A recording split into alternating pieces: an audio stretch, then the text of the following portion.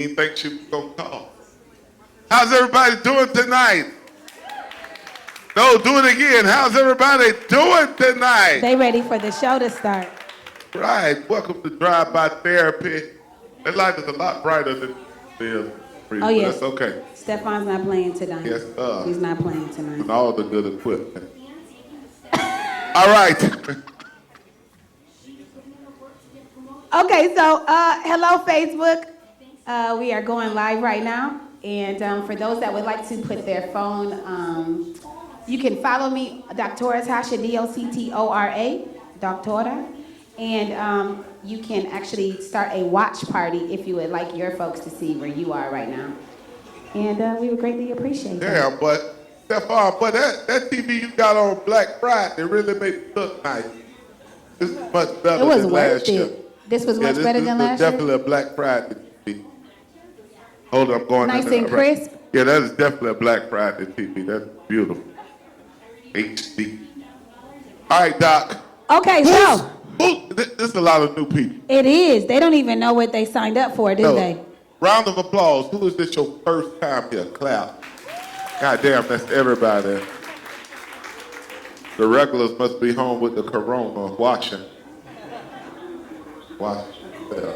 All right, you want to explain this? Yes, absolutely. So welcome to DriveBy Therapy Talk Show. We do this every first Thursday. My name is Dr. Tasha. This is Chris Priester, the teacher. A wonderful comedian here in South Florida that travels. You be on that travel game lately. So, DriveBy Therapy. Tonight's topic is I'm so, you gotta hold it. So over dating. So the way this works is you all are the village. And so we'll get started with a little intro, but literally this is a completely interactive experience. I like to think of it as group therapy on steroids. Yeah, that's just because I always say Dr. Tasha is a real doctor. She sat in class. Got her doctorate. So to sit on her couch would cost like $200 an hour. It's about 100. It's about 100. All right, my bad. You got Obamacare. Great. So it would be more. So we do it for $10. And you can sit out there, and if it really hurts your spirit, you can come up here on the couch. We have one for you. Oh, yes. And then you'll get one-on-one therapy right here or in front of everyone. we have a little mic right behind you, so you can just go, stand there, ask your question, and we go from there. That's the village mic right there. Yeah, for the village. That's you. Okay. Wow. You think they're going to stay quiet? No, they good. No, not really? I'll get them. We'll get it going. We'll be fine? Okay, I'm not worried about it. Because Dr. Tasha, like I said, is a real doctor, and I'm up here with my 48 years of man and experience. Oh, man. Man and experience. And I bring my life experiences to this. Because this so over dating was kind of... I had to dig deep because I had to interview people. Oh, that's true, right, because you are married. I've been off the scene for a long time. That's true, you're married. But I got a lot of sugar daddy homeboys who, hey, it's season. It's a good transition from Christmas to Texas. My homeboys are busy this time of year. Oh, that's true. Yes, and I got nieces and guys I used to coach. So I interviewed a lot of people because, see, I've been with Tasha for a few years now. So sometimes she thinks she's a comedian and I think I'm a therapist. So I've been... It happens. Yeah, I was talking to people. And this is different. Y'all dating now ain't like it was 25 years ago. 10 even. I'm going 25. You got an amen. You got an amen. Yeah, that's somebody my age. Right at 40 is over the 40. That's me. Okay. But... I was thinking about when I used to date first. I was the hookup guy. Okay. I was the guy that people say, oh, I got somebody for you. I was always the hookup dude. And I like hookups because it seemed like they were cutting through some red tape for me because they knew me as a friend. They're like, this is a good one for you. I want you to take out. That was the hookup. You know, statistics say that's the best way to find someone worth being with is with kind of a mutual friend, meeting them. Shit, now that I'm thinking about it, that's how I got married. My best friend and my wife's best friend are sister and brother. And they say, oh, y'all will be straight. Right. So a lot of times when you're evaluating your singlehood, you may want to evaluate your friendships. Just a thought. Now I'm sitting here. I was talking to my friends, and this is where it got. These people got levels to dating. Male or female? Both. Okay, both. Okay. Because see, the problem I had was some of the stuff that I heard out of females' mouth, I wouldn't have heard 25 years ago. Okay, give me an example. I'll give you one. A younger female, I used to coach girls basketball. We used to lose all the time because I ain't have no dykes on the team. I had all women. Wait, did you say only dykes? Dykes, only the dykes are good? Did you just say that out loud? Hell yeah, if you want to win state, you need a couple of them girls with the short oxtail ponytail. God. That's the basketball players. I had I had like girls. So you're really saying dykes equaling studs equaling the women that are more masculine in the lesbian relationship? Watch the WNBA, it's all there. Okay. But anyway, I had good girls. Got it. And I interviewed one. I asked her, I said, what's up with dating? She's 28. She said, I still believe in the one. I'm just dating a lot of them till I figure it out. Okay, so she called believes it in casual. polygamy. She called it casual dating. Multiple partners while finding the monogamous See, my problem, she didn't say Who believes in that? She didn't Anybody? say she was having sex with them now. She just said she was dating a lot of them. Who believes in dating multiple partners to get to monogamy? Okay, we got 2. Yeah, 3, she 4. she Okay, said 4, she 5. date- Okay. She dates multiple. She didn't say she was having sex with them. That was I had to ask her. I was like, so you just banging everybody? She's like, no. Because 25 years ago, when you dated a girl, after you had sex, she thought y'all was in a relationship. Oh, that's true. Because it wasn't as casual as it is now. Yeah, now some of these girls, they'll do you, and the guy be calling, begging, when can I come in? It's a different breed. Men can be bugaboos now. Yeah, these are different breed. That's because these women are putting it on them then. That's what I would say. No? We can't now say that the ladies are putting it on them? Yeah, you can.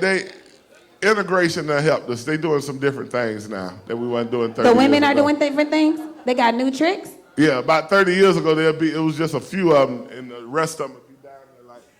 Oh, they was dodging it? Yeah. Oh, okay, now they don't mind putting their lips on it. Everybody, yeah, because our white friends taught us that. Amen. Praise God for integration. Did you just say that the good white folks taught us about oral sex? Oral sex and touching yourself. We didn't do that 40 years ago. We didn't talk about masturbation. Oh, and she said anal. We didn't do none of that. Okay, ain't no masturbation and oral sex. Girls ain't have vibrators. Really? Y'all ain't have vibrators. 30. Bessie Lee, Mama, them ladies with the May in the middle of their name. Did you say Bessie May, Willie Mae, they didn't have no vibrators. Well, that's because their finger might have worked. But these Ishas, they got vibrators. Lakeisha, Ishas, the Latanyas, they got one. But Latashas. But the maids, the mothers of the church with them big hats, they didn't have them things in the. They didn't. No. Miss Annie Bell didn't have that. Nowhere in the devil, but they made us think that they hadn't. Isn't that crazy? They were quiet with it. If they did, they were quiet with it. Miss Annie Bell did not have no vibrator. No way. She might not have needed a vibrator. She had thick fingers. Okay, yeah, we were. We have progressed though. What you say? Bootleg? We progressed. Oh, the bootleg man down the street, Mr. Jimmy. But please, let's not think that back in the day, folks were not having oral sex. I know we're not going to have that conversation. All right, we're talking about dating right now. Let's stay focused. Oh, okay. Stay focused. Grandma was on her knees. She just didn't tell you. No, she did not. Oh, she was. Oh, right? God, no. Because she told you, ladies in the room, right, not to be a hoe when she took care of Grandpa on her own. Them old ladies say, here. An old country man would say, I don't want her putting her mouth because she got to kiss my kids. That was old Negro Southern thinking, and that justified him going to get it sucked down the street.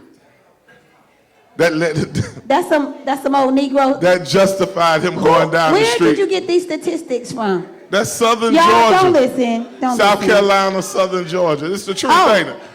If you from the South, they say, wait, but then who was sucking on it then?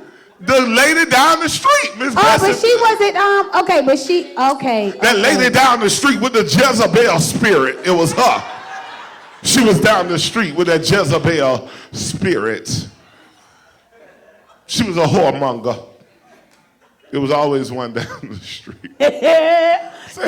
You said the whole word, whoremonger? Whoremonger, Okay. praise God. I was raised in church. I know what the word is, whoremonger. God.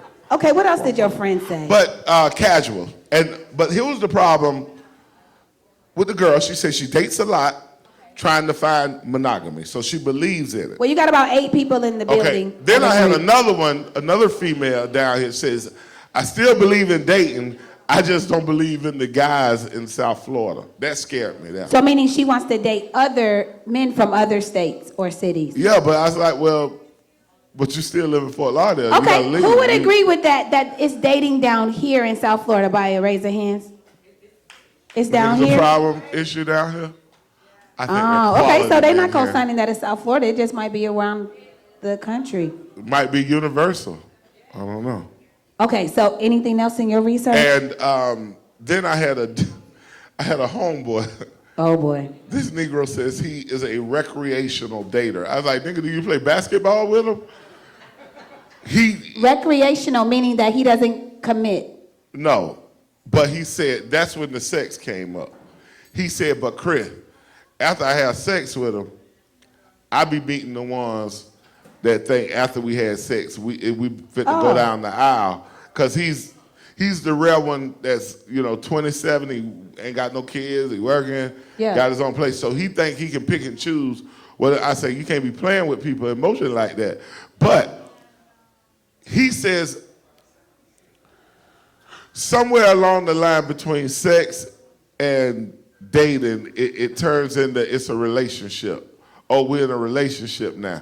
And he was like, no, we ain't. We still dating. Well, what's unfortunate is a lot of times we start off as women thinking that, right? Starting off with any sexual partners that we had. And then we learned the tricks of the trade to not actually attach ourselves if he wasn't going to attach ourselves. Then we became a little bit more like them. Would you guys agree?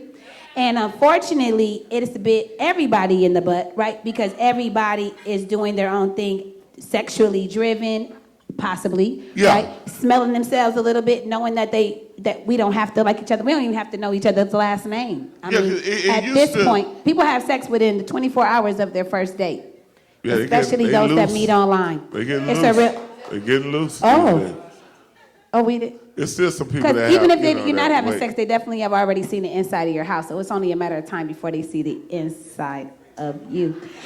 Yeah. Okay, so oh wow, it's a real thing, right? Because we just grown now, but it really has kind of bit us in the butt.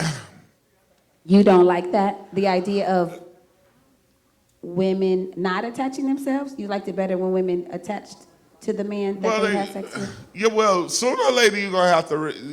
Because I'm sitting there thinking many moons ago, you have a good night with them that first time you have sex with you, because I was young in my 20s, early 20s, so I was going in. And then you get that next phone call the next morning, oh God, what we had was so special last night. I ain't never felt like that before. The nevers. I've never done this. We are good at the nevers. You had an orgasm. This is my first time I've ever. You had an orgasm. But we are good at that. But that makes y'all feel good. Of course. Because you get the first one. But I mean, no, this you month. think you are. But it's really the first one this month. It's really the first one this month. But we're really good at that. Okay, so I got a few things that I want to share. Look at this. So I asked a question about, and then I'm coming to the village to ask you guys. So I asked Facebook about, this was earlier today, about if you could give one word to describe your dating life, what would it be and why? And so on the positive side, it was interesting, hopeful. Someone said they're still looking for their happily ever after. Someone said it's exciting and active because they're actually dating their wife. So I thought that was cute. You should continue to date while married. Good. And someone said unbothered and paused. Who in here is unbothered by their dating life? Anybody unbothered? That's the celibate crowd. We got one. She said she's unbothered. So that would mean, to me, we got 2. Okay, so that would mean that it's not a big deal if anyone's calling or not. They're just at neutral. Yeah, you're unbothered. What's Now, up? paused, I didn't really know what paused was because it sounded like to me, I wonder how close they want to hit play, but they're not in control of it. Part of the reason why some women are single because we're waiting for men to pursue us, right? If we're doing it in the old school way, which it's crazy how we pick and choose what we want to do old school. I couldn't fathom doing that. I couldn't fathom doing that online shit. Okay, so that's the next question about I couldn't fathom. are you so over dating online? So that's going to be the first it's question. horrible. But hold on. All that. So the negative ones were dry. They said that their dating life is dry. So somebody's sexually frustrated, right? That's celibate. They said it seems like everyone's in a relationship. They're confused. They keep meeting people that are operating from their hurt. I felt that when they wrote that. Oh, now that's a good one. Yeah. So we'll come back to that one. We'll come back to that. Wasteful. So they feel like it's a waste of time. So they continue to go on these dates, but there's nothing that's coming of it. Non-existent. We know what that means. Exhausting. So the word exhausting, when I read it, I felt exhausted by reading the word exhausted. Damn. That sounds like, yeah, see, right? It sounds depleted. Lackluster. I don't know if I've ever used that word in life.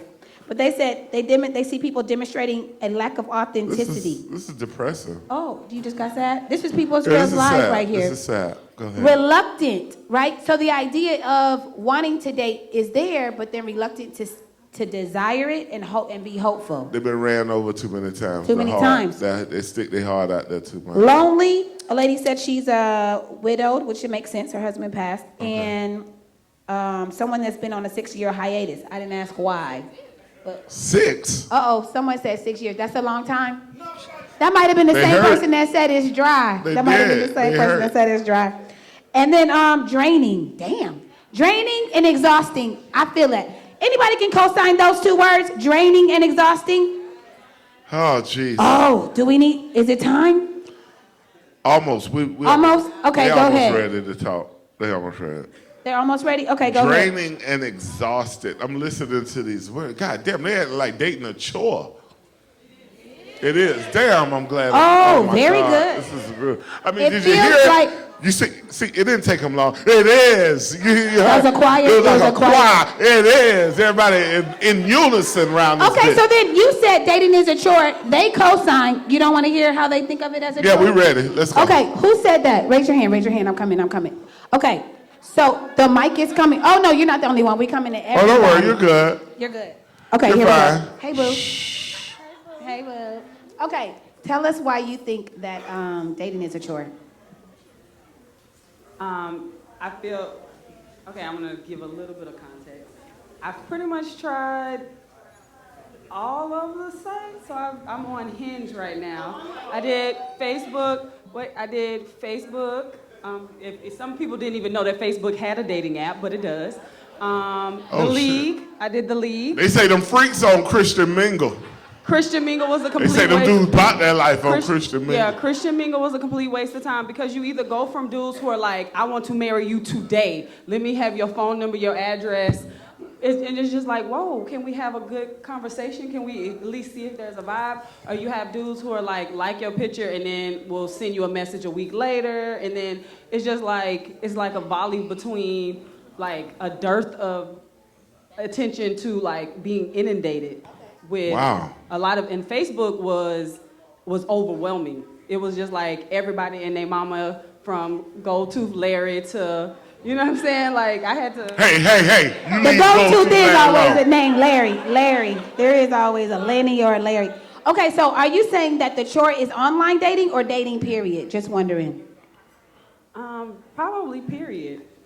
Okay, and Well, so go- is it like a chore that you know how we deep clean on Saturdays, like you pick it up once a week, or you just ain't trying to do that chore for a little while? I have like another week of Hinge, and then I'm gonna be like, I'm done. Okay, anybody on Hinge had any This is interesting.